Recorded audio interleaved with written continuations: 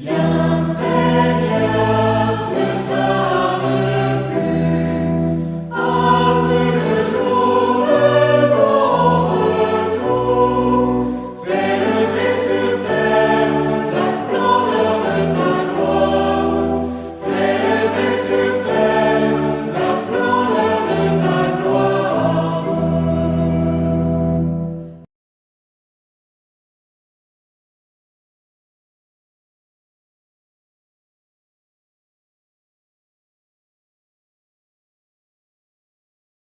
Est-ce que nous laissons le Christ prendre autorité dans notre vie?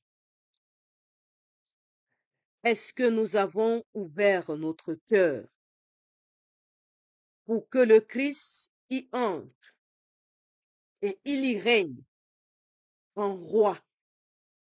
Ou alors, nous avons complètement verrouillé les portes de notre cœur et nous-mêmes, nous nous établissons rois de notre propre vie. Et nous vivons conformément à ce que nous-mêmes, nous voulons et ce que nous désirons.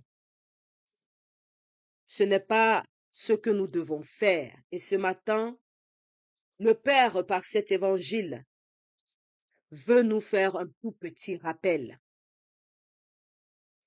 Parce que nous aussi, nous posons souvent cette question, peut-être pas comme ça a été posé dans, dans, dans l'évangile de ce matin. Nous nous posons aussi souvent des questions. Est-ce que je suis obligé de faire ce que l'Église me demande? Est-ce que je suis obligé d'obéir aux commandements? C'est trop compliqué. Est-ce que je suis obligé d'obéir? Car les commandements, c'est les commandements de l'époque. Ce qu'on nous enseigne, c'est les choses de l'époque. Notre temps, nous-mêmes, on va établir nos propres lois. On va établir nos propres autorités. Parce que nous sommes dans le temps moderne. Nous n'avons plus besoin des choses anciennes. Et on se ferme à l'autorité de Dieu. On se ferme aux lois et aux commandements de Dieu. Et c'est ce qui nous condamne très souvent. Car en nous fermant à l'autorité de Dieu, nous nous fermons à Dieu. En nous fermant à l'autorité de Jésus, nous nous fermons à Dieu. En nous fermant à l'autorité de l'Église, nous nous fermons à Dieu. Et il n'y aura pas d'autre issue pour nous. Nous pensons là à tous ceux qui prennent des décisions. Nous pensons tout d'abord à nos gouvernants, à tous ceux qui ont une responsabilité, qui prennent des décisions à l'encontre de l'autorité de Dieu. Ils prennent des décisions pour arranger leur ego et pour satisfaire leur ego. Ils vont ainsi à l'encontre de l'autorité de Dieu, ce que Dieu établit.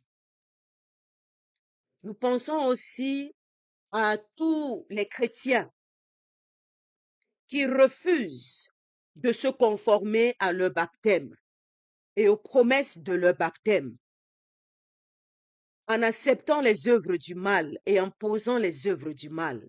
En le faisant aussi, ils vont à l'encontre de l'autorité de Dieu. Pourquoi fermons-nous nos cœurs à l'autorité de Dieu? Parce qu'on se dit nous sommes des êtres libres, libres de prendre nos propres décisions, libres de faire ce qu'on veut de notre vie, libres de marcher comme on veut dans notre vie, parce que c'est la nôtre. On oublie que ce qu'on est en train de vivre, on utilise ce qui ne nous appartient pas, le souffle de vie. Ce n'est pas le nôtre. Si on t'enlève ce souffle de vie, laquelle de tes vies tu vas vivre? Où est-ce que tu vas te placer pour dire je fais ce que je veux de ma vie, quand je veux et comme je le veux? Si tu n'as pas ce petit souffle que Dieu te prête, où est-ce que tu vas prendre la force pour réaliser tout ce que tu dis. Je fais ce que je veux comme je le veux. Où vas-tu prendre ces forces si Dieu ne te prête pas sa force? Où vas-tu prendre la sagesse pour réaliser tout ce que tu dis prétendre avoir? C'est avec mon intelligence que j'ai construit telle chose. J'ai construit et bâti ma vie. Où vas-tu prendre cette sagesse si Dieu ne te prête pas sa sagesse? Que nous le voulions, que nous ne le voulions pas, nous sommes sous l'autorité de Dieu.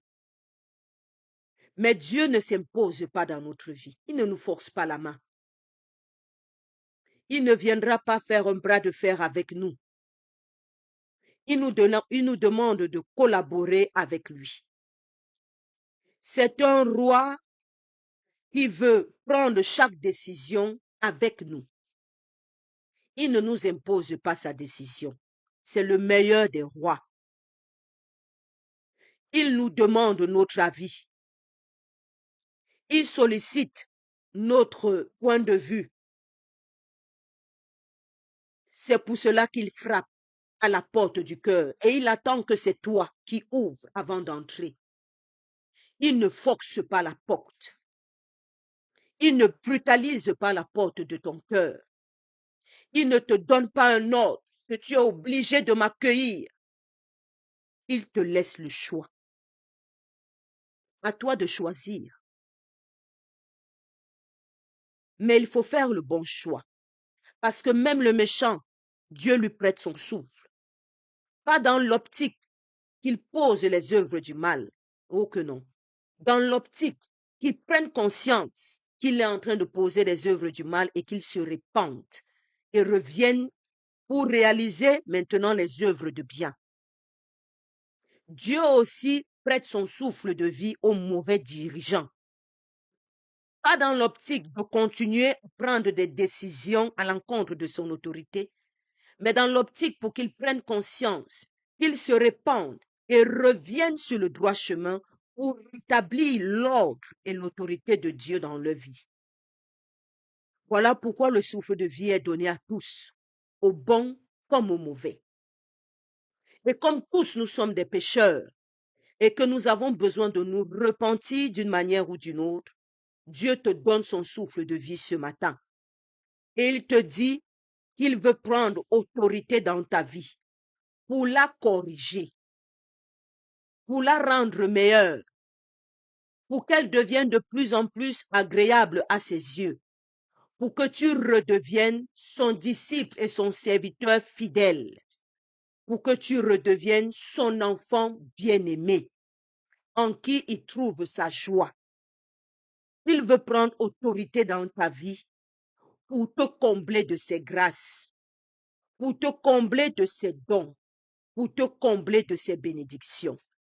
Il veut prendre autorité dans ta vie pour t'aider à combattre les ennemis, le mal. Il veut prendre autorité dans ta vie pour t'aider à résister à la tentation et à la convoitise de la chair. Alors pourquoi tu n'ouvres pas la porte? Ouvre ta porte. Il est à la porte de ton cœur. Ne te dis pas, mon cœur est trop sale pour accueillir le Christ. Il vient justement pour t'aider à faire le ménage. Il vient prendre autorité dans ta vie pour t'aider à faire le ménage dans ton cœur, pour que tu puisses te détacher de tout ce qui te garde lié dans ce monde, pour que tu puisses te détacher, te libérer et redorer l'éclat de ton vêtement de baptême, rallumer la flamme de ton baptême. Il vient pour cela. Ouvre-lui la porte de ton cœur et laisse-le régner en maître dans ta vie. Que Jésus, que nous attendons avec foi, vienne. Qu'il vienne dans notre vie. Nous l'invitons et nous voulons l'accueillir. Que la Vierge Marie nous aide à cela. Qu'elle nous aide et nous prépare à accueillir Jésus et son autorité dans notre vie, pour le laisser diriger et régner dans notre vie comme le roi qu'il est, le roi de notre cœur, le roi de notre vie, le roi de l'univers. Loué soit Jésus-Christ. à jamais. Bénissons le nom du Seigneur. Nous rendons grâce à Dieu.